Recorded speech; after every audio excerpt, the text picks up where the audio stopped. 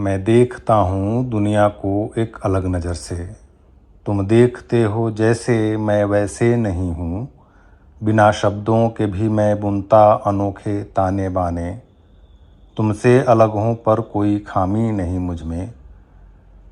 मुझे समझो, मुझे अपनाओ, मुझे भी जगह दे दो कहीं। कोई समझता उलझन तो कोई जादू मुझे। मैं देखता हूँ दुनिया को एक अलग नज़र से। क्या आपका बच्चा बार बार एक ही काम करता है? क्या वह अपना नाम बुलाने से प्रतिक्रिया नहीं देता? क्या उसे तेज आवाज, तेज रोशनी या भीड़ से परेशानी होती है? यदि नहीं तो कल्पना कीजिए, एक छोटा सा बच्चा अन्य बच्चों के साथ स्कूल में पढ़ने गया है। स्कूल की घंटी बजते ही बाकी बच्चे खेल के मैदान की ओर दौड़ पड़ते हैं, लेकिन वह बच्चा एक कोने में बैठकर अपनी रंग बिरंगे खिलौने की गाड़ियों को एक सीधी लाइन में सजाने में मग्न है।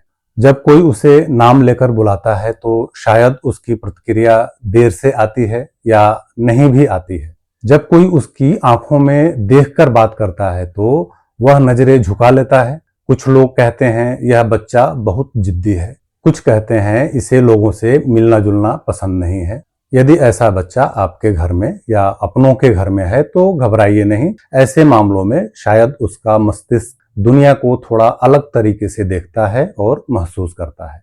शायद वह किसी एक विषय में असाधारण प्रतिभा भी रखता है। यह वीडियो हर माता पिता, शिक्षक और अभिभावक के लिए है, इसलिए इसको अंत तक जरूर देखें। नमस्कार साथियों, मैं हूं संतोष राय और आप देख रहे हैं संतोष की बात। आज हम बात करेंगे एक ऐसे विषय की जिसे लेकर हमारे समाज में आज भी अनेकों गलतफहमियां हैं। वह विषय है ऑटिज्म। बहुत से लोग ऑटिज्म को गंभीर बीमारी समझते हैं। कुछ लोग इसे मानसिक कमजोरी मान लेते हैं, कुछ इसे खराब परवरिश का परिणाम समझते हैं। लेकिन विज्ञान इन सभी धारणाओं से अलग बात कहता है।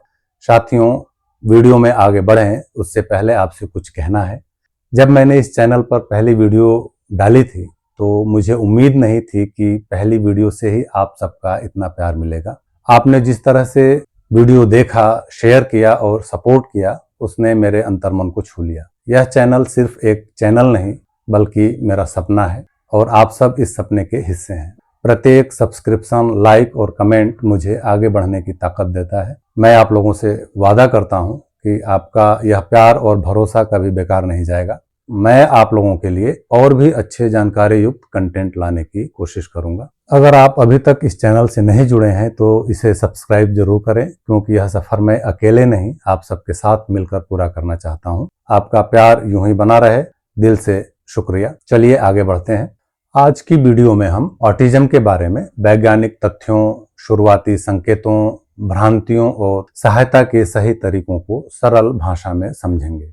आज हम जानेंगे कि ऑटिज्म क्या है, इसके शुरुआती लक्षण क्या हैं, इसके बारे में फैली गलतफहमियां क्या हैं, ऑटिज्म से जुड़ी विशेष क्षमताएं क्या हो सकती हैं और हम सब मिलकर ऑटिज्म से जुड़े लोगों का जीवन किस तरीके से बेहतर बना सकते हैं। तो आइए जानते हैं कि ऑटिज्म क्या है। ऑटिज्म मस्तिष्क के विकास से जुड़ी एक आजीवन रहने वाली स्थिति है। इसे ASD अर्थात ऑटिज्म स्पेक्ट्रम डिसऑर्डर भी कहा जाता है। विज्ञान के अनुसार यह कोई बीमारी नहीं बल्कि एक भिन्न न्यूरो डेवलपमेंटल अवस्था है जिसमें मस्तिष्क के विकास का एक अलग तरीका ही होता है। अर्थात यह कोई ऐसी बीमारी नहीं है जो किसी संक्रमण के कारण होती है या किसी की गलती से होती है। बोले तो ऑटिज्म एक ऐसी स्थिति है जिसमें लोग दुनिया को थोड़ा अलग तरीके से महसूस करते हैं, उसे अलग तरीके से समझते हैं और व्यक्त करते हैं। और प्रत्येक ऑटिस्टिक व्यक्ति अलग तरह का होता है, इसलिए इसे स्पेक्ट्रम भी कहा जाता है, क्योंकि हर व्यक्ति अलग होता है। किसी में लक्षण बहुत हल्के से होते हैं जबकि किसी को अधिक सहायता की आवश्यकता होती है। शुरुआती लक्षणों की यदि बात करें तो ऑटिज्म के लक्षण बचपन में ही दिखाई देने लगते हैं, जैसे बच्चे का नाम पुकारने पर प्रतिक्रिया कम देना, आंखों में कम देखकर बात करना, दूसरे बच्चों के साथ खेलने में कम रुचि रखना, बोलने में देरी होना या भाषा के विकास में थोड़ा अंतर आना, एक ही खिलौने या गतिविधि में बार बार रुचि लेना, रोजमर्रा की दिनचर्या बदलने पर बहुत परेशान हो जाना। कुछ बच्चों को तो तेज आवाज, तेज रोशनी या कुछ विशेष स्पर्श और टेक्सचर से अधिक परेशानी होती है। इनमें से एक दो लक्षण होने का मतलब यह नहीं कि बच्चे को ऑटिज्म है। ऑटिज्म का सही पहचान केवल प्रशिक्षित विशेषज्ञ द्वारा ही करवाना चाहिए। साथियों, क्योंकि ऑटिज्म का कोई सीधा इलाज नहीं है, इसलिए अर्ली इंटरवेंशन से बेहतर परिणाम मिलता है। आपको बता दूं कि बच्चों में ऑटिज्म की पहचान जल्दी हो सके, इसके लिए भारत सरकार के राष्ट्रीय बाल स्वास्थ्य कार्यक्रम के अंतर्गत डॉक्टर के नेतृत्व में टीम द्वारा स्कूलों में जाकर जांच कार्यक्रम चलाए जाते हैं। यह प्रत्येक जिले में डिस्ट्रिक्ट अर्ली इंटरवेंशन सेंटर के माध्यम से संपन्न होता है। उदाहरण के लिए दिल्ली में चाचा नेहरू बाल चिकित्सालय यहाँ के पूर्वी जिले का डिस्ट्रिक्ट अर्ली इंटरवेंशन सेंटर है। ऑटिज्म से जुड़े मिथक और सच्चाई के बारे में भी हम बात करेंगे। तो आइए अब हम बात करते हैं कुछ सामान्य गलतफहमियों की, जिसमें कई लोग कहते हैं कि खराब परवरिश से ऑटिज्म होता है, जबकि सच्चाई इससे अलग है। इसका संबंध परवरिश से तो बिल्कुल ही नहीं है। वैज्ञानिक शोध बताते हैं कि ऑटिज्म का होना मुख्य रूप से मस्तिष्क के अलग तरह से विकास और आनुवंशिक कारकों से जुड़ा हुआ है। कुछ लोगों का कहना है कि ऑटिज्म वाले लोग कुछ सीख नहीं सकते, उनमें लर्निंग कैपेबिलिटी नहीं होती है, लेकिन सच्चाई यह नहीं है। यह बिल्कुल ही गलत धारणा है। वे सीख सकते हैं, लेकिन उनका सीखने का तरीका अलग हो सकता है। यहाँ तक कि वे किसी किसी क्षेत्र में तो असाधारण रूप से प्रतिभावान होते हैं। दुनिया के अनेकों सफलतम हस्तियां हैं जिन्होंने ऑटिज्म के बावजूद अपने असाधारण प्रतिभा और अलग दृष्टिकोण से दुनिया को बदल दिया है। जैसे टेस्ला और स्पेस एक्स के सीईओ एलन मस्क को देख लीजिए। उनके असाधारण फोकस और तकनीकी दृष्टि ने उन्हें दुनिया के सबसे सफल उद्यमियों में से एक बना दिया है। इन्होंने तो सार्वजनिक रूप से स्वीकार किया है कि उन्हें स्पर्जर सिंड्रोम है, जो ऑटिज्म का एक प्रकार होता है।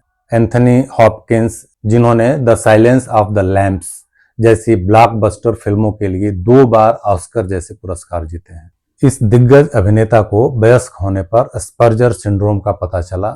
उनका मानना है कि उनका ऑटिज्म ही उनके असाधारण अभिनय कौशल और रचनात्मकता का रहस्य है। एक प्रसिद्ध अमेरिकी वैज्ञानिक और पशु व्यवहार विशेषज्ञ टेम्पल ग्रैंडिन ने तो ऑटिज्म के बावजूद शिक्षा के क्षेत्र में बहुत ऊंचाइयों को छुआ और मुखर होकर ऑटिज्म के प्रति दुनिया को जागरूक करने में अग्रणी भूमिका निभाई है। अटकलें यह भी बताती हैं कि अल्बर्ट आइंस्टीन और सर आइजैक न्यूटन को भी ऑटिज्म था। हालांकि इनका जन्म आधुनिक चिकित्सा इतिहास से पहले हुआ था, लेकिन इन महान वैज्ञानिकों के बारे में आधुनिक शोधकर्ताओं का मानना है कि ये भी ऑटिज्म स्पेक्ट्रम पर थे।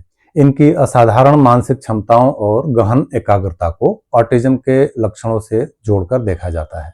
इन महान व्यक्तियों ने दिखाया है कि ऑटिज्म से जुड़े विलक्षण प्रतिभा और गहन एकाग्रता को यदि सही दिशा दिया जाए तो यह किसी भी क्षेत्र में अभूतपूर्व सफलता का कारण बन सकता है। कुछ लोग कहते हैं कि ऑटिज्म वाले लोग में कोई भावना ही नहीं होती, वे इमोशनलेस होते हैं, जबकि सच्चाई इससे बहुत अलग है। उनमें भी सभी इमोशंस होती हैं, सारी भावनाएं होती हैं।